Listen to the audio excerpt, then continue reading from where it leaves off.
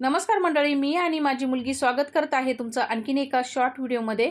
तर मंडळी, हा दिवसभरचं रुटीन आहे माझं, तर तुमच्याबरोबर शेअर करत आहे मी। तर बघा, मॉर्निंगला पाणी आलं होतं, मस्त असं पाणी भरून घेतलं, किचन साफ करून घेतलं, थोडीशी डस्टिंग केली, टेबल वगैरे पुसून घेतले, कारण की काय होतं, दिवसभर धूळ पडलेली असती, तर सकाळी सकाळीच ते पुसून घेतले।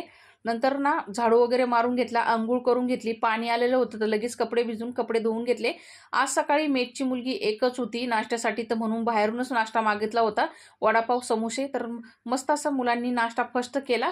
नंतर दुपारचे मेटचे 2 डब्बे होते मला, तर त्यांच्यासाठी मी चिकन, चपाती आणि राईस बनवलेलं होतं, तर त्यांचे डब्बे भरून दिले। आम्ही पण जेवायला घेतलं, दुपारचं जेवून थोड्या वेळ आराम केला आणि नंतर शेतामध्ये गेलो माती आणण्यासाठी।